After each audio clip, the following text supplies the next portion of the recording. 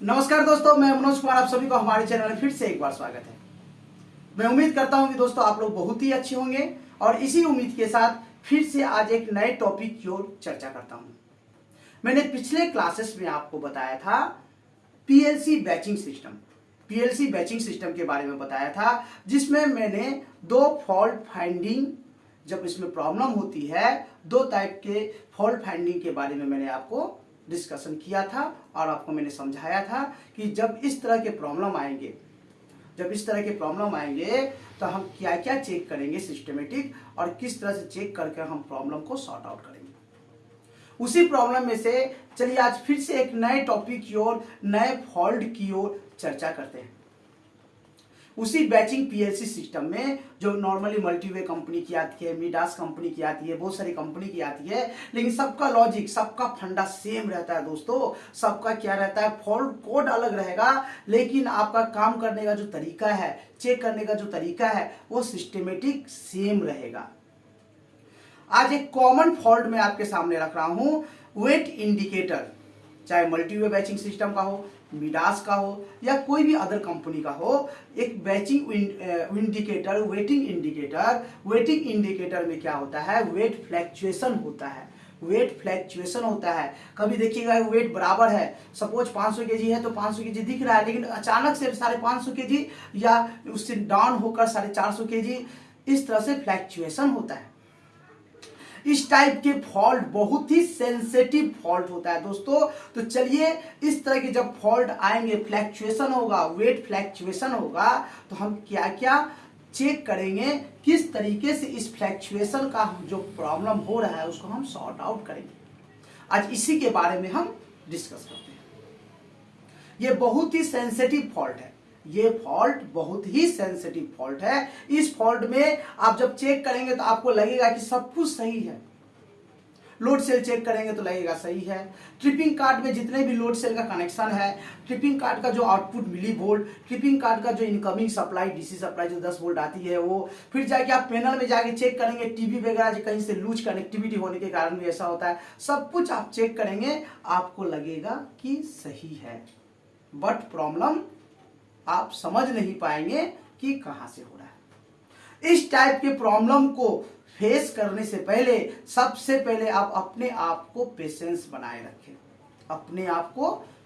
बनाए रखें और हाथ में ज्यादा से ज्यादा समय लेकर इस तरह के प्रॉब्लम को चेक करने के लिए निकले।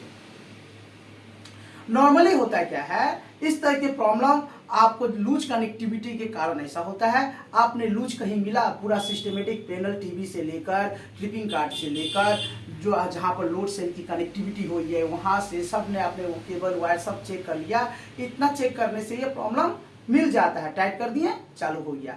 बट इतना करने के बाद भी यदि आपका प्रॉब्लम सॉर्ट आउट नहीं होता है तो हम क्या करेंगे, सिस्टमेटिक चेक करेंगे। कैसे चेक करेंगे, सबसे पहले, जैसे पहले मैंने अभी बताया कि सबसे पहले जहां जहां हमारा ज्वाइंट कनेक्शन है, पैनल से लेकर, इंडिकेटर से लेकर, टिपिंग कार्ड से लेकर, जितने भी जंक्शन पॉइंट है, सबको आपने अच्छी तरीका से देख लिया कि प्रॉपरली कनेक्ट होकर रखा हुआ है कि नहीं। इसको चेक किया, देखा कि सब कुछ ठीक है, आपने टाइट भी किया, सही है, चलिए। उसके बाद भी फ्लैक्चुएशन बंद नहीं हुआ। ट्रिपिंग कार्ड में जाएं, वहां पर यदि 4 लोड सेल या 5 लोड सेल एक वेब हॉपर में लगी हुई है, उस हॉपर से पर्टिकुलर अपने माइंड को पेशेंस रखकर धैर्य के साथ एक एक लोड सेल का वायर निकालें। कहां से निकालें, ट्रिपिंग कार्ड से निकाले। यदि जम्फर उसमें ट्रिपिंग कार्ड में है तो जम्फर को निकाल के रख दे और बिना कनेक्शन खोले हुए एक एक लोड सेल को मल्टीमीटर में से आउटपुट मिली वोल्ट को वहां पर कनेक्ट कर दे। मल्टीमीटर का जो प्रॉप है उसका जो आउटपुट मिली वोल्ट, किसका, लोड सेल का जो आउटपुट मिली वोल्ट जहां से हमें प्राप्त हो रही है, वहां पर प्रॉप पॉजिटिव का पॉजिटिव के साथ और नेगेटिव का नेगेटिव के साथ मल्टीमीटर को कम से कम 1 मिनट के लिए होल्ड करके रख दे। आप 1 मिनट इसलिए मैं कह रहा हूं कि कोई भी लोड सेल हल्का सा भी वीकनेस होगा तो उस कंडीशन में आप चेक करेंगे तो आपको फ्लैक्चुएशन लोड सेल का जो पर्टिकुलर लोड सेल का फ्लैक्चुएशन आप चेक कर रहे हैं तो पता चल रहा है कि जो भी आउटपुट हमें आ रही है 2 मिलीवोल्ट या 1.5 मिलीवोल्ट बराबर है। बट क्या हो रहा है, आप जैसे ही चेक कर आगे बढ़ रहे हैं फ्लैक्चुएशन स्टार्ट हो जा रहा है। ठीक है, इसीलिए मैं कहता हूं कि इस टाइप के फॉल्ट में पेशेंस का होना बहुत ही जरूरी है। आप एक एक लोड सेल को 1 मिनट के लिए लगा दें, लगाकर मल्टीमीटर के प्रोब के साथ कनेक्शन कर दें और मल्टीमीटर को वहां पर जाकर रख दें और चुपचाप खड़ा होकर मल्टीमीटर की ओर ही देखें कंटिन्यू 1 मिनट कि हमारा जो आउटपुट मिलीवोल्ट आ रही है जो 1.5 हो या 2 हो वो फ्लैक्चुएशन होकर 2.1 या 2.2 से नीचे ये फ्लैक्चुएशन तो नहीं हो रही है, 0.1 या 0.2 या 0.3 फ्लैक्चुएशन तो नहीं हो रही। यदि 1 मिनट चेक करने के बाद फ्लैक्चुएशन नहीं हो रही है तब दूसरे लोड सेल को ठीक उसी प्रकार 1 मिनट लगाकर चेक करें, तीसरे को लगाकर चेक करें, चौथे को लगाकर चेक करें। ठीक, इतना चेक करने के बाद आप ट्रिपिंग कार्ड का जो कॉमन पॉइंट है जहां से एक केबल निकालकर हम कहां कनेक्शन करते हैं, पीएलसी में, आप एक एक लोड सेल को जम्फर लगाकर कॉमन के साथ कनेक्टिविटी करके देखें। ट्रिपिंग कार्ड में कभी कभी क्या होता है दोस्तों, ध्यान से सुनिएगा, बहुत ही इंपॉर्टेंट मैं फॉल्ट फाइंडिंग के बारे में आपको बता रहा हूं।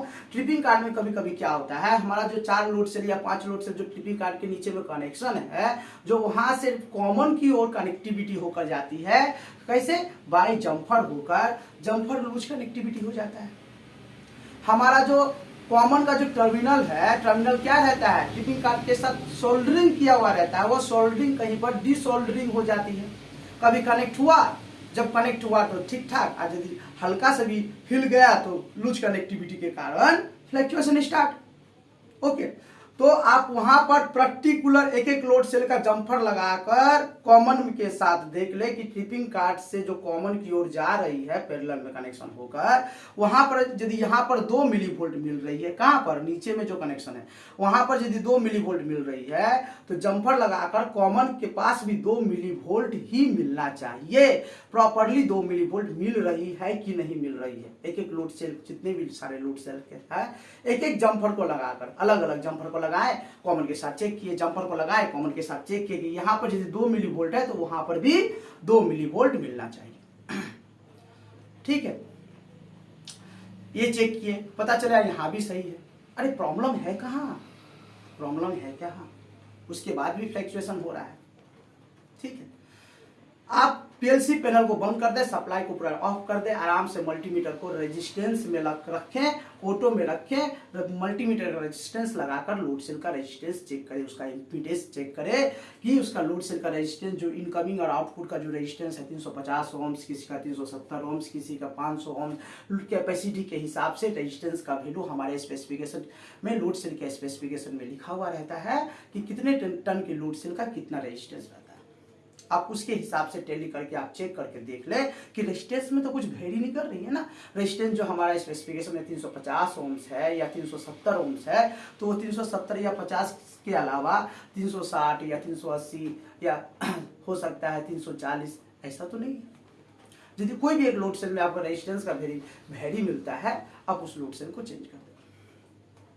इतना करने के बाद भी आपको पता चलेगा नहीं हो रहा है, हटाओ, कुछ नहीं करना है, आप सिस्टम को ऑन करें, एक एक लोड सेल पर एक वेट पर्टिकुलर जो एक्चुअल वेट है 50 किलो या 60 किलो डाले, चारों लोड सेल में 50 किलो लोड बारी बारी डालकर देखें कि चारों लोड सेल में जो 50 किलो मेरा एक लोड सेल में वेट आ रहा है तो दूसरे में अभी 50 आना चाहिए, तीसरे में भी 50 आना चाहिए, चौथे में भी 50 आना चाहिए, आ रहा है कि नहीं उसको भी चेक कर लें। तो मैं कितने तरह की आपको सिस्टमेटिक चेक करने का तरीका बताया। 1 नंबर लूज कनेक्टिविटी, दूसरा नंबर जितने भी हमारे कनेक्शन पॉइंट है, ज्वाइंट पॉइंट है, उसको चेक करना, पर्टिकुलर एक एक लोड सेल को पेशेंस के साथ 1 मिनट के साथ मल्टीमीटर को लगाकर रख देना। 4 नंबर में मैंने चेक किया कि कॉमन के साथ एक एक लोड सेल का जो नीचे में कनेक्शन है ट्रिपिंग कार्ड में, समसन कार्ड में, वहाँ से कॉमन के साथ ठीक से कनेक्टिविटी होकर वहाँ पर सप्लाई ठीक से जा नहीं रही है, उसको चेक करना। 5 नंबर में सप्लाई को ऑन कर कर, सिस्टम को ऑन कर कर चारों लोड सेल में जो एक्चुअल लोड है 50 किलो या 60 किलो उसको डालकर बारी बारी से चेक करें। ये 5-6 तरीका जो मैंने बताया, ये 5-6 तरीका में ही आपको कहीं ना कहीं दोस्तों प्रॉब्लम मिल जाएगा। आप उसको उठाए फेंके, नया लगाए, या जो प्रॉब्लम मैंने बताया हूं इस तरीके से आप चेक करें। आपको 100% में कहता हूं दोस्तों, 100% में कहता हूं दोस्तों, ये 5-6 जगह चेक करने के साथ ही साथ आपको प्रॉब्लम सॉर्ट आउट हो जाएगा, प्रॉब्लम डिटेक्ट हो जाएगा, प्रॉब्लम आइडेंटिफाई हो जाएगी। आप आराम से इजीली काम कर सकते हैं। और मैं इसमें और भी बताता हूं कि आप ये 5-6 तरीका से चेक कर लिए, उसके बाद भी आपको समझ में नहीं आ रहा है कि यार प्रॉब्लम है कहाँ है प्रॉब्लम, फ्लैक्चुएशन कहाँ हो रही है। बहुत जगह क्या होता है, वेव हॉपर का जो डिस्चार्ज हॉपर लगा हुआ रहता है वो जाकर नीचे टच हो जाता है। जब वाइब्रेशन होता है तो नीचे के साथ लग जाता है, नीचे के साथ लग जाएगा तो क्या होगा, डिस्चार्ज जो फीडर है वेव हॉपर के साथ ही, मतलब कहने का मतलब लोड सेल के साथ ही उसका कनेक्टिविटी होता है।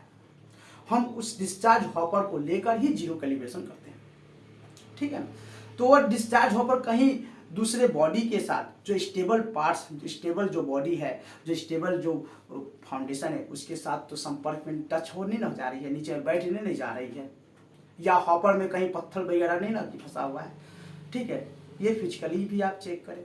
इसमें भी कुछ प्रॉब्लम ऐसा होता है कि एक पत्थर जाके जाम होकर फंसा हुआ है, तो क्या होता है, जब मटेरियल रख रहे हैं तो अप एंड डाउन हो रहा है, फ्लक्चुएशन हो रहा है, लोड कभी छोड़ रहा है, लोड कभी ज़्यादा ले रहा है, प्रॉपरली चारों लोड सेल में बैलेंस नहीं है।